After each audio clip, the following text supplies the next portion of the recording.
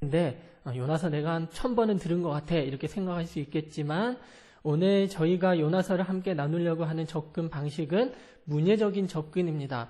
성경을 해석하고 성경을 번역하고 이 말씀을 이 안에서 찾아내는 데 있어서 참 여러 가지 방법이 있겠지만 우리는 문예적으로 오늘 접근할 거예요. 자, 이 세상의 그 어떤 문학가라고 할지라도 이 세상의 그 어떤 예술가라 할지라도 우리 하나님만큼 예술성이 있는 사람, 문학성이 있는 사람이 있을까요? 없어요. 이 성경은 모든 성경은 하나님의 감동으로 된 것이고 자, 정황무오하고 가감할 것도 없는 완전하신 하나님의 말씀입니다. 그렇다면 이 안에서 하나님이 우리에게 주시는 말씀이 분명히 있을 텐데 오늘 우리가 함께 은혜 나누기를 원합니다. 우리 말씀 속으로 한번 들어가 보겠습니다. 자, 여러분 요나는 우리가 너무나 잘 알고 있는 요나는 하나님께서 요나에게 명령하셨어요. 무엇을 할 걸 명령하셨어요? 어디로 갈 것을? 니느웨로 가라고 말씀하셨어요. 니느웨에 가서 심판을 선포해라 라고 이야기했는데 여러분 요나가 순종했나요? 순종하지 않았어요. 그래서 요나는 하나님의 얼굴을 피하기 위해서 어디로 갔어요? 다시스로 가려고 욥바로 내려갔습니다. 여러분 요나가 어디로 내려갔다고요? 욥바로 내려갔어요. 자, 다시 한번 욥바로 어떻게 했다고요? 내려갔습니다. 자, 제가 내려갔다라고 하는 이야기를 강조하는 이유가 있어요. 히브리어 원어에는 내려가다라고 하는 이 야라드라고 하는 단어가 기록이 되어 있는데 요나는 하나님의 얼굴을 피하려고 즉 하나님 말씀에 불순종해서 어디로 갔냐면 욥바로 내려갔습니다. 자, 욥바로 내려간 요나가 마침 자 3절에 보니까 마침 어떻게 했어요? 다시스로 가는 배를 만났습니다. 근데 여러분 여기서 마침 요나가 생각할 때 마침 다시스로 가는 배를 만났어요. 여러분 우연일까요? 하나님의 뜻일까요? 우리는 이걸 잘 분별해야 돼요. 여러분 우리는 인생을 우리가 살아가다 보면 어떻게 보면 와 이게 하나님의 뜻인가? 이렇게 일이 딱딱딱 잘 맞아 떨어지지? 하면서 착각할 때도 있어요. 그러나 여러분 우리는 분별력이 있어야 돼요. 여러분 그래서 우리가 어떠한 일 할 때 내 생각으로 이거 하나님의 뜻인가 보다. 일이 잘 되는 거 보니까 하나님의 뜻인가 보다. 이렇게 하면서 그것이 하나님의 뜻인 줄 알고 그냥 내 마음대로 살면 되겠어요? 내 마음대로 가면 되겠어요? 그렇지 않죠. 여러분 기도해보지 않고 하나님의 뜻이라고 생각하는 건 큰 착각입니다. 요나는 지금 마침 잘됐다. 마침 하나님이 미리 예비하신 양 마음속으로 생각하는 거예요. 그러면서 마침 다시스로 가는 배를 우연히 만나게 됩니다. 그래서 요나는 어떻게 했어요? 다시스로 가는 배에 올랐더라 이렇게 기록이 되어 있어요. 근데 여러분 한번 생각해 봅시다. 잘 생각해 보세요. 바다하고 육지가 있습니다. 바다하고 육지하고 어디가 더 높아요? 육지가 더 높아요. 만약에 바다가 육지보다 높으면 어떻게 돼요? 노아의 홍수 때처럼 우리는 다 죽어요. 바다는 육지보다 낮습니다. 그렇다면 육지보다 낮은 바다에 떠 있는 배에 사실상 요나가 내려가는 거예요? 올라가는 거예요? 내려가는 겁니다. 그래서 히브리어 원어에 보면 원어 성경 하나님이 우리에게 원래 주신 성경에 보면 아까 요나가 욥바로 내려갔다라고 기록이 되어 있죠. 또 한 번 야라드 똑같은 단어를 하나님이 여기에 사용해 주셨는데 요나가 배에 우리말은 올랐다라고 어법상 표현되어 있지만 사실 원어로 보면 요나는 배에 어떻게 된 거예요? 내려갔다라고 기록이 되어 있습니다. 야라드 욥바로 내려갔고 배에 다시 한번 요나는 내려갔어요. 자, 그 다음에 배에 탄 요나가 다시 한번 여러분이 잘 알다시피 5절에 보면 끝절에 보면 어떻게 돼 있어요? 요나가 배에 딱 타가지고 그 다음에 또 어떻게 했어요? 다시 한번 배 맨 밑으로 또 한번 내려갔습니다. 여기서도 똑같은 단어 야라드 내려가다라고 하는 단어가 반복되는 걸 볼 수 있어요. 여러분 우연일까요? 하나님이 성경을 기록하실 때 하나님의 감동으로 여기에 기록해 주실 때 야라드 내려가고 또 내려가고 또 내려가고 하나님이 우연히 이렇게 쓰다 보니까 써진 걸까요? 아니죠. 하나님이 이렇게 반복하시는 이유가 있어요. 그러면서 그 안에서 우리에게 강조해 주시는 메시지가 분명히 있을 거예요. 여러분 요나가 내려가게 된 첫 번째 원인이 뭡니까? 하나님의 얼굴을 피하려고 즉 불순종하기 위해 요나는 욥바로 내려갔고 배에 내려갔고 배 맨 밑바닥에 내려갔어요. 여러분 그렇다고 한다면 자, 요나가 내려가고 또 내려갔는데 요나의 내려가는 그 인생을 통하여 내려가는 그 요나의 모습을 통하여 하나님이 우리에게 주시는 것은 무엇일까요? 하나님 말씀에 불순종하고요. 하나님 말씀을, 즉 하나님의 얼굴을 피한 요나, 하나님 말씀대로 살지 않는 요나, 하나님 얼굴을 피하기 위해 하나님께 불순종한 요나의 인생은 어떻게 되는 거예요? 자꾸 내려갈 수밖에 없는 것입니다. 여러분, 하나님을 떠난 인생은 요나처럼 어떻게 해요? 자꾸 내려갈 수밖에 없는 거예요. 우리의 인생은 여러분 어떻게 해야 됩니까? 올라가야 돼요? 내려가야 돼요? 올라가야 돼요. 왜요? 하나님은 어디 계시니까? 하늘에 계시니까. 주기도문 해볼까요? 하늘에 계신 우리 아버지요. 하나님 아버지 어디 계세요? 하늘에 계세요. 그러면 내려가지 않고 우리의 인생은 올라가야 돼요. 누구를 만나려면, 하나님 만나려면, 하나님께로 가까이 가려면 우리의 인생은 자꾸 올라가야 돼요. 근데 요나는 하나님의 얼굴을 피하고 하나님을 떠나고 불순종했기 때문에 어떻게 되는 거예요? 하나님과 점점 멀어지는 거예요. 점점 밑으로 내려가는 거예요. 나중에는 바다의 맨 밑바닥까지 요나는 내려가게 돼요. 자, 우리는 하나님께로 날마다 올라가는 우리 인생이 되기 원합니다. 요나처럼 내려가지 않기 원합니다. 자, 그렇게 하나님의 얼굴을 피해서 내려가고 또 내려간 요나는 배 맨 밑바닥에서 무엇을 했나요? 깊은 잠에 빠졌습니다. 그래요, 여러분. 하나님을 떠난 인생은 자꾸 내려가고 또 내려가고 결국 그 영혼은 어떻게 되는 거예요? 깊은 잠에 빠지는 거예요. 하나님을 붙들고 살아야 깊은 잠에 빠지지 않는데 우리는 여러분 늘 깨어 있어야 됩니까? 잠들어 있어야 됩니까? 우리는 늘 깨어 있어야 돼요. 자, 마태복음 25장에 보면 예수님이 10처녀 비유에 대해서 우리에게 말씀해 주셨어요.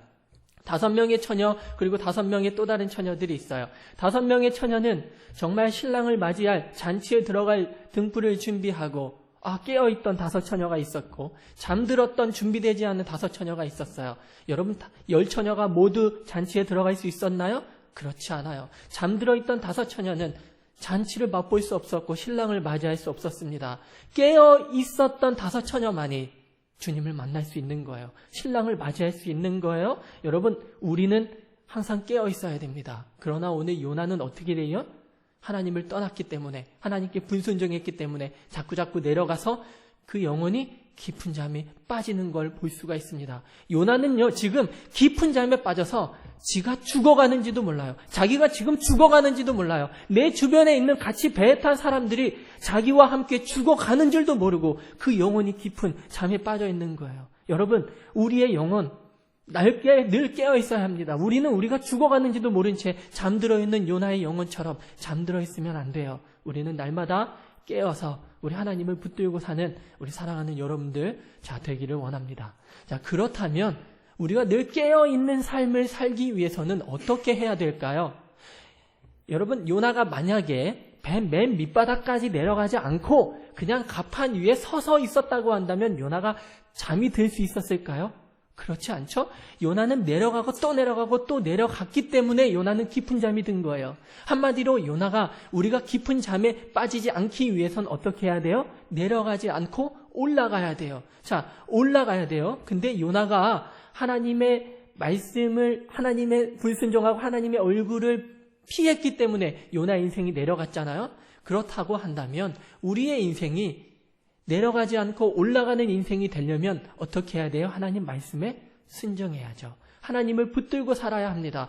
요나는 하나님의 얼굴을 피했기 때문에 요나 인생은 내려간 거예요. 그러면 우리는 하나님을 붙드는 삶을 산다면 우리는 어떻게 될까요? 그렇죠. 올라가는 인생이 훌륭합니다. 올라가는 인생이 될 수 있어요. 하나님은 하늘에 계시기 때문에. 자, 그렇다면 하나님께로 자꾸 올라간 인생이 되어서 하나님과 가까운 삶을 살아가는 것, 그것을 보고 우리가 뭐라고 이야기할까요? 하나님과 동행하는 삶을 살아야 한다고 이야기합니다. 우리는 어떻게 해야 돼요? 하나님과 동행하는 삶을 살아야 돼요. 여러분, 그렇다면 하나님과 동행하는 삶은 무엇일까요? 어떻게 사는 삶을 보고 하나님과 동행하는 삶이라고 이야기할까요? 하나님 말씀대로 사는 것을 이야기하는 거예요. 하나님 말씀대로 사는 것이 하나님과 동행하는 삶이에요. 그렇다면 한 번 더 하나님 말씀대로 사는 것을 우리가 두 글자로 이렇게 이야기합니다. 뭐라고 이야기해요? 순종이라고 이야기합니다. 여러분, 우리는 하나님 말씀대로 살아야 돼요. 그것이 바로 순종입니다. 근데 여러분, 어떤 사람들은, 특히 하나님을 믿지 않는 다른 사람들은 이 순종이라고 하는 것에 거부감을 느껴요. 거부 반응을 일으킵니다. 그리고 믿지 않는 사람들은 이렇게 이야기해요. 야, 너희들이 믿는 하나님은 참 이기적인 하나님이야. 자기 멋대로 하려고 그러고 자기가 원하는 대로만 하려고 그러고 자기가 한 이야기가 아니면, 자기의 말씀이 아니면 다 틀리다 그러고, 하나님이 얼마나 이기적이냐 라고 이야기해요. 근데 여러분, 하나님이 우리에게 요구하시는 그 순종이 정말 이기적일까요? 정말 이기적이기 때문에 하나님이 우리에게 하나님을 위해서 이기적으로 그 순종하시는 것을 원하시고 요구하시는 걸까요? 아니요, 절대 그렇지 않습니다. 자, 우리 창세기 6장 14절 말씀 한번 함께 봅니다. 창세기 6장 14절 말씀 함께 봅니다. 너는 고페르나무로 너를 위하여 방주를 만들되 그 안에 칸들을 막고 역청을 그 안팎에 칠하라. 자, 이렇게 기록이 됐습니다. 자, 화면 그대로 두시고 한번, 제가 예전에 중고등부 아이들을 가르칠 때 고등학교 1학년 친구가 저한테 강도사님, 제가 궁금한 게 있는데, 창세기 6장 14절에서 궁금한 게 있는데 내일 교회 오면 가르쳐 주세요. 그래서 굉장히 긴장했어요. 얘가 특이한 애거든요. 도대체 뭘 궁금해할까? 성경을 딱 펴서 창세기 6장 14절을 보았는데 이 고등학교 1학년 아이의 수준으로 돌아가서 이 아이가 뭘 물어볼까요? 창세기 6장 14절에 이 고등학교 1학년 아이가 무엇을 나한테 저한테 물어볼까요? 두 가지를 생각했어요. 하나는 고페르나무가 뭔지 궁금할 것 같고, 또 하나는 역청이라는 게 뭔지 궁금할 것 같아요. 그래서 준비해서 아이에게, 이제 아이를 다음날 만났는데 아니나 다를까 아이가 궁금해한 거는 고페르나무가 뭔지 궁금해하더라고요. 그래서 제가 그랬어요. 야, 나도 본 적 없어. 인터넷에 찾아보면, 사진에다가 백과사전에 찾아보면 아주 정확하게 고페르나무가 뭐 어떻게 생겼는지, 뭐 무엇을 먹고 사는지 다 나오니까 그거 보면 내가 설명해 주는 것보다 더 정확할 거야 이야기해 줬어요. 근데 사실 이 아이를 통해서 하나님께서 저에게 창세기 6장 14절을 펴게 하시는 순간, 저로 하여금 1시간 넘게 하나님 앞에서 무릎 꿇고 기도하게 만들었던 단어는 고페르나무도 아니었고 역청도 아니었습니다. 바로 그 단어가 무엇이었을까요? 너를 위하여라고 하는 단어였습니다. 저 첫 번째 줄 맨 끝에 있는 너를 위하여라고 하는 단어. 여러분, 하나님이 노아에게 방주를 만들어라고 이야기할 때, 야, 노아야, 네가 나를 위해서 방주를 만들어라 라고 말씀하셨습니까? 아니에요. 하나님이 노아에게 방주를 만들 것을 명령하셨을 때, 그때는 너를 위해서 만들으라 그랬어요. 누구를 위해서요? 노아 너 자신을 위해서 만들으라고 했던 거예요. 그런데 여러분, 만약에 노아가 순종하지 않았다고 해봅시다. 방주를 만들지 않았다고 해봅시다. 싫어요. 내가 왜 그 산에서 그 큰 배를, 내가 이렇게 힘들어 죽겠는데 다른 사람들이 지나가면서 나한테 미쳤다고 손가락질할 텐데 내가 왜 산꼭대기에서 그 큰 배를 만들고 있습니까? 싫어요 라고 하고 불순종했다고 한다면 노아가 홍수 가운데서 살아남을 수 있었을까요? 노아가 하나님께 구원받을 수 있었을까요? 그렇지 않아요. 노아는 하나님께 순종했습니다.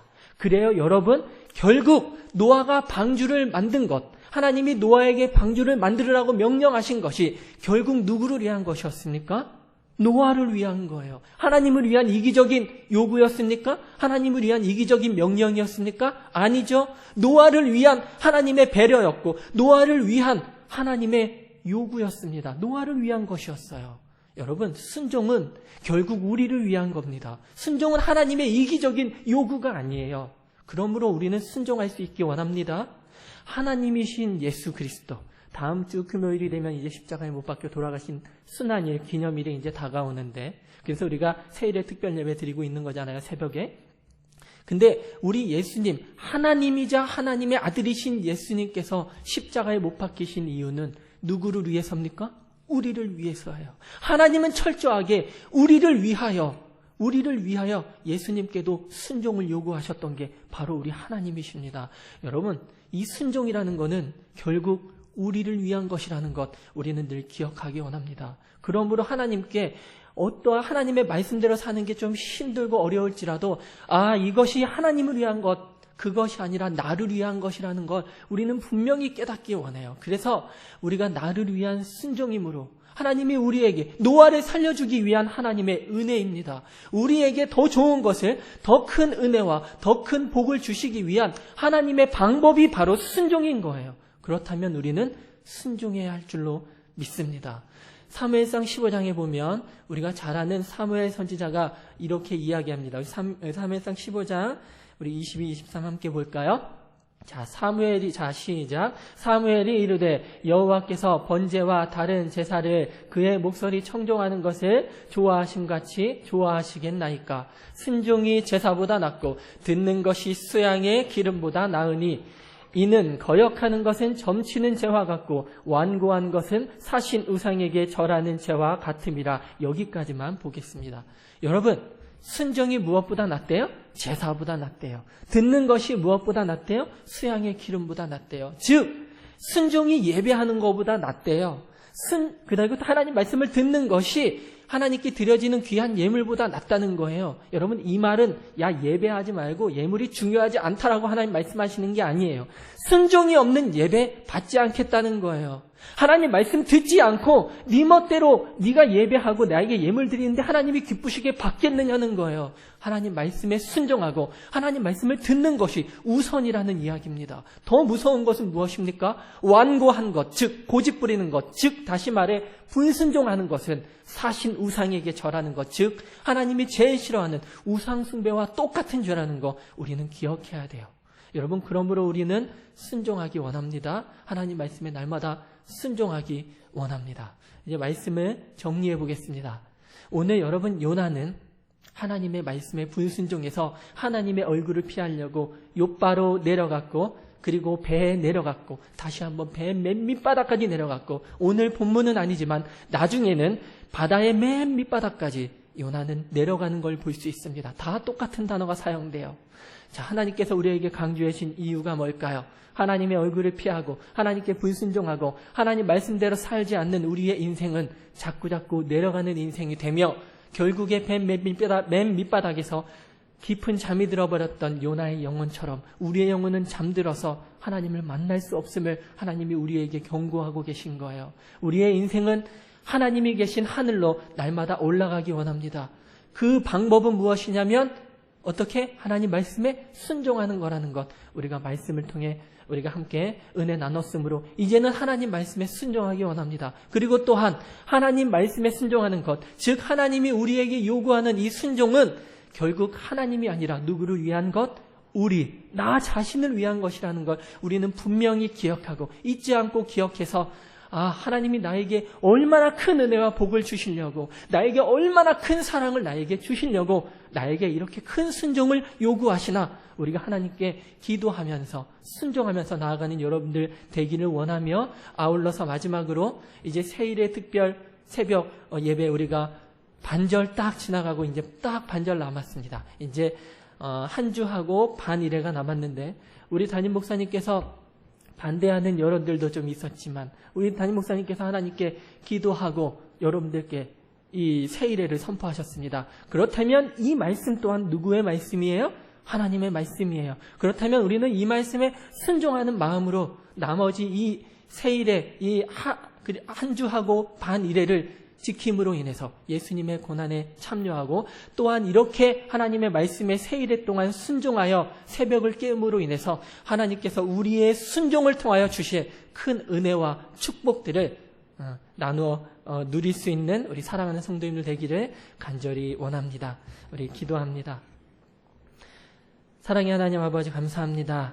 하나님, 우리가 요나의 말씀을 통하여 요나의 인생이 하나님의 얼굴을 피하고 하나님께 불순종했습니다.